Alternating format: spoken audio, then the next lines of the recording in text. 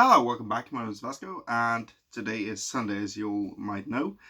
And I don't like Sundays because here in this country, in Norway, we are pretty boring because we were once a very Christian nation. And well, that seems to be the fact these days as well because most of the shops are closed, most of the stores are closed. The only one are gas stations and 7-Eleven and delis, and of course, church because it won't be Sunday without an open church and a lot of noise from that. When I'm not here and I just in my recording slash sleeping area, that is about toss of a stone away from the church. I hit the priest. And it's just a lot of noise coming from that area, both because you got a kindergarten at a church. So no matter the time of day, you still have some noise.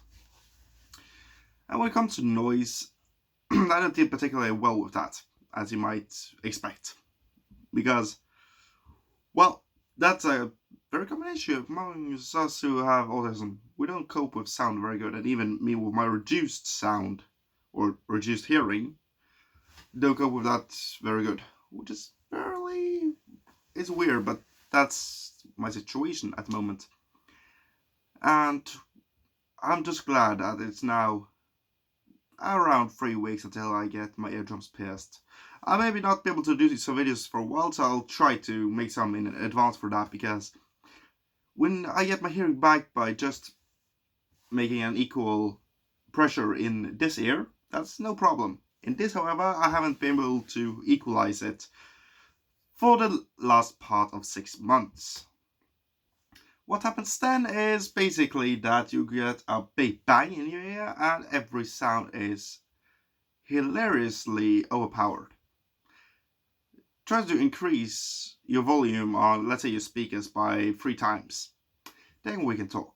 That is basically every single sound. The higher pitch, the worse, because when it comes to sound, the first one that drops is the frequency or high frequency sound waves. And so, since I haven't had those in quite a while, because, well, I just hear most bass sounds, which means that whenever a 13-year-old peaks in his voice, I can't hear the difference. Think that with kids. They always have a very high-pitched volume. And so I can hear them, but I only hear when they are... I hear the noise, but I can't seem to get what they say. So it's just all the time coming from the other side of the street.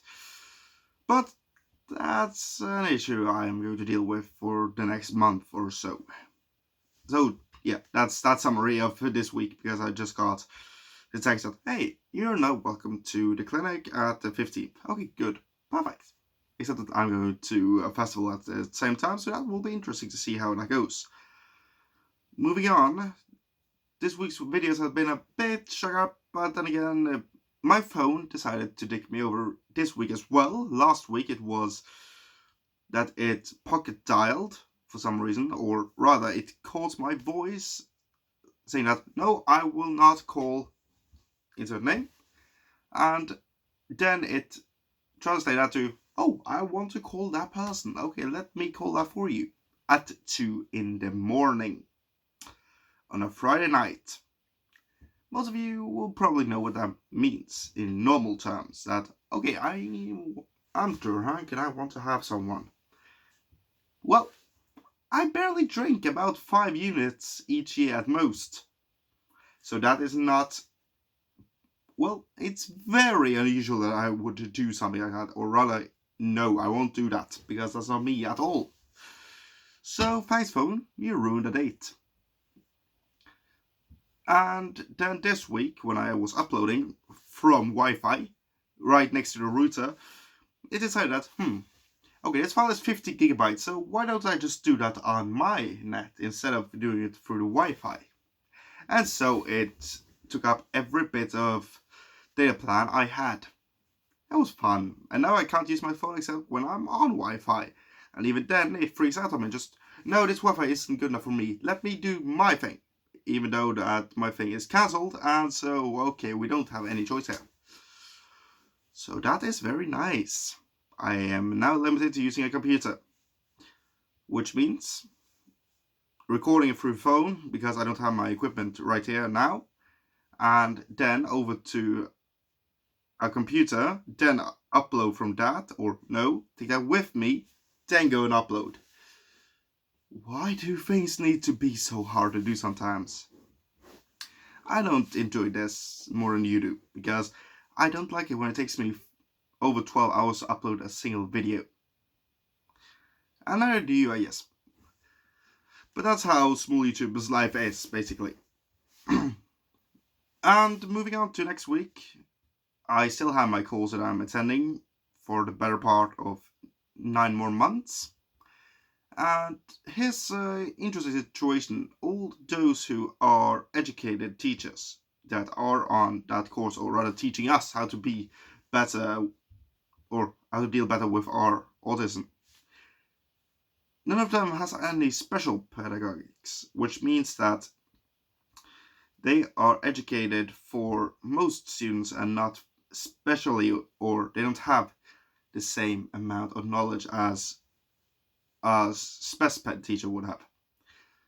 And that's interesting because I've read up on some spec. I say some, I mean the entire curriculum for a bachelor degree in less than a month, because I have both time and I'm interested in it, which means that those things combined lets me be able to devour that much knowledge in a very little time. Also, when I said literature, we used to read about 7,000 pages per semester. So 4,000 purely academic paper, that is child's play. Anyway, when it comes to those things, please let a professional handle it. And by professional, I mean either someone like me, no, I'm not that arrogant, but someone who has the knowledge both from being in a situation, that means having, for instance, let's say Asperger or autism, because there's a lot of steps there. And there are some very bullshit steps when it comes to autism, or steps, as they say in the academic papers. They classify it as low-functioning autist, high-functioning autism, Asperger, and high-functioning Asperger. Why? And here's the problem, along with a lot of other problems, but the main problem that I saw was there are no correlation. It doesn't say whether it's on the core symptoms, which are between 7 and 10 depending on which source you're going after, but the core symptoms are usually the ones that determine where on the spectrum you are. Like, for instance, how social are you? Or how do you react to certain things like sound or smell? Here's the problem. Here's one of the questions. How do you react to sound? Rate 1 to 6, where 1 is lowest and 6 is very high.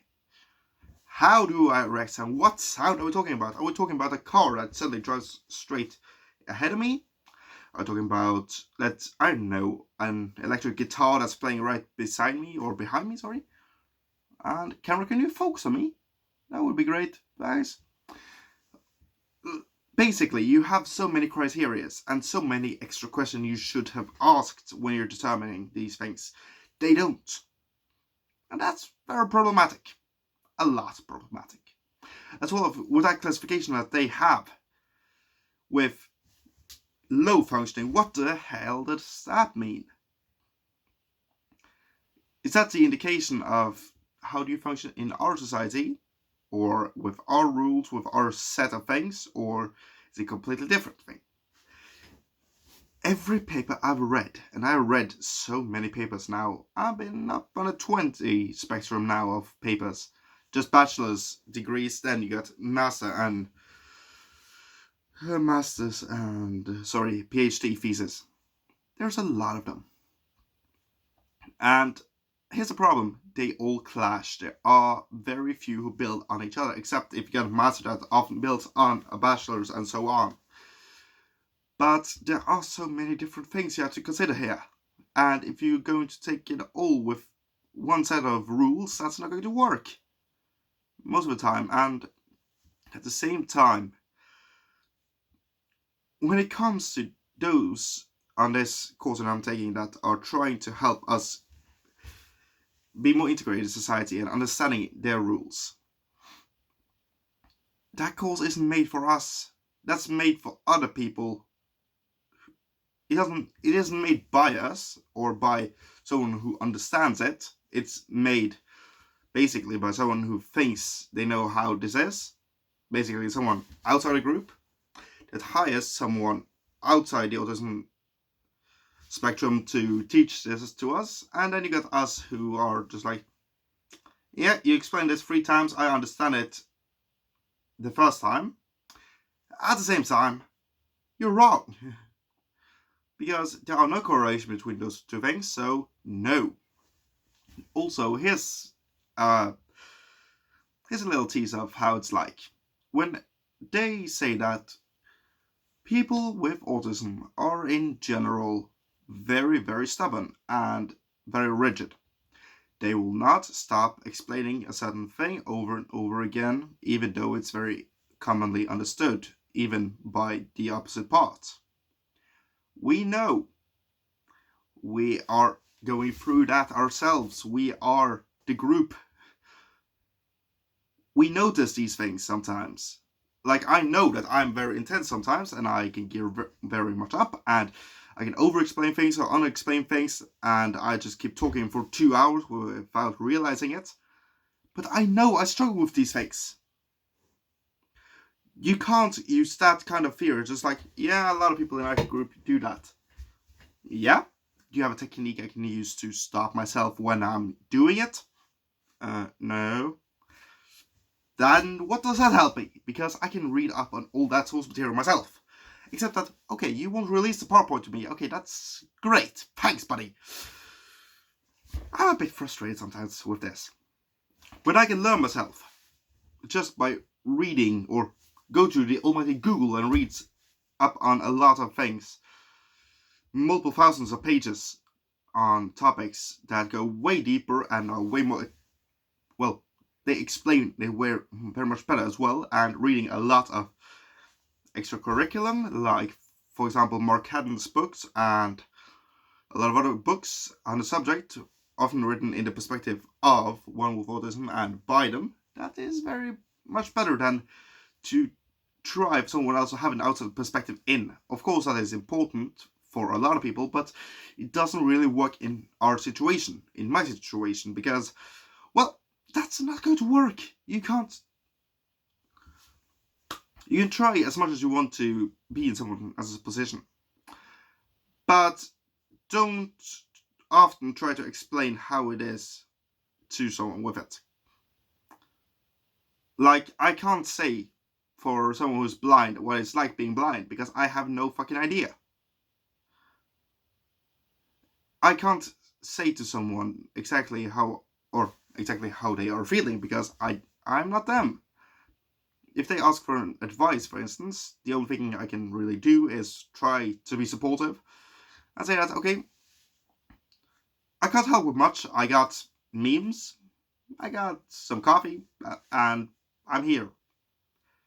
That's all really I can do, because I'm often very uncertain of how to be empathetic, how to be it, or how much empathetic you can be to someone, or most of the times it's just like, okay, I don't know how to be empathetic, but I know how to solve this situation or problem. But often people don't want you to solve their problems, they just want to lift or vent.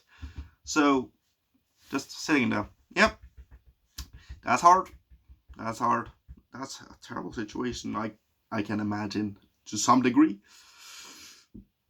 Can I help you with anything?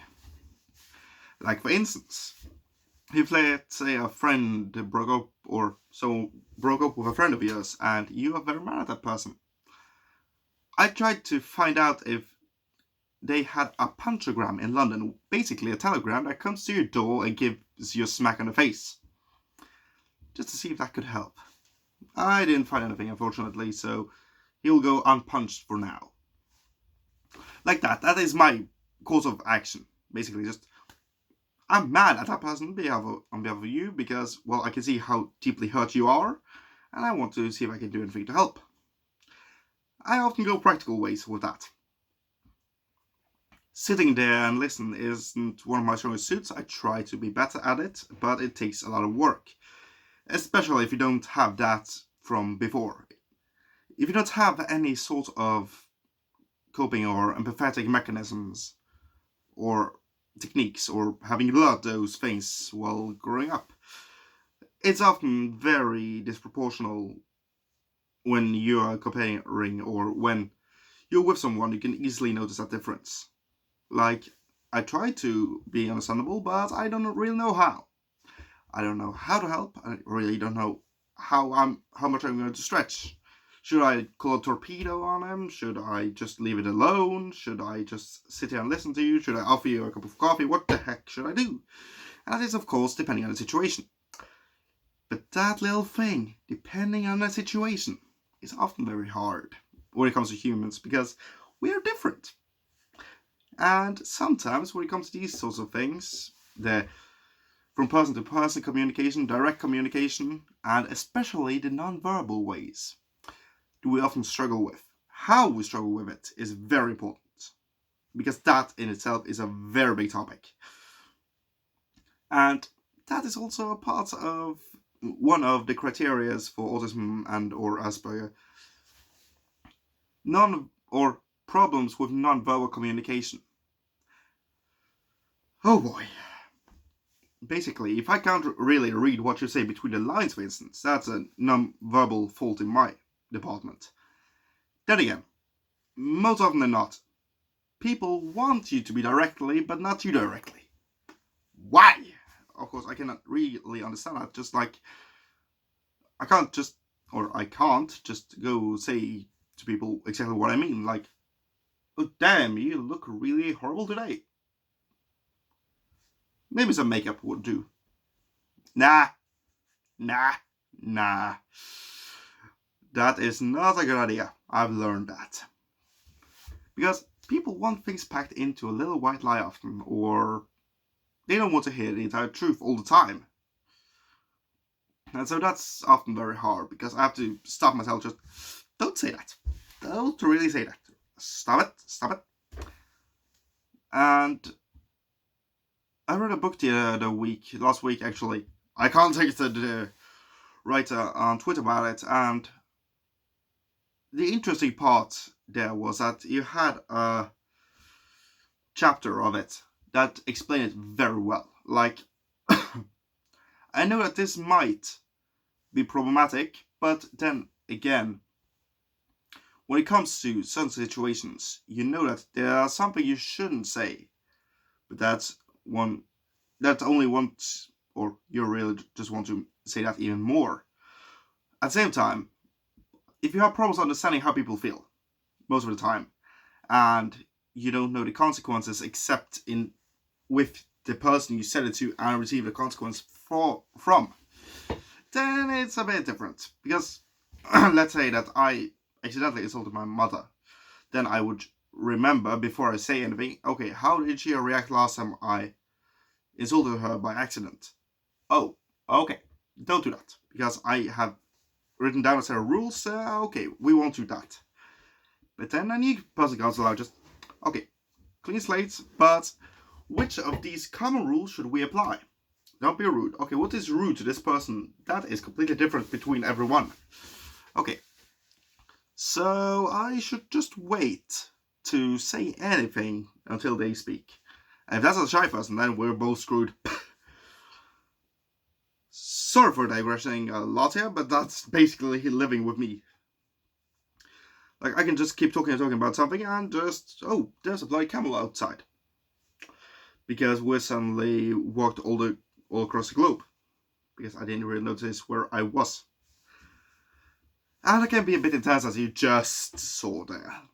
Because if I talk about something that is in my field of interest or something I have a bit of understanding of, Oh, trust me, I will talk about it until someone corrects me about it. And I love being corrected because that means I will learn from it.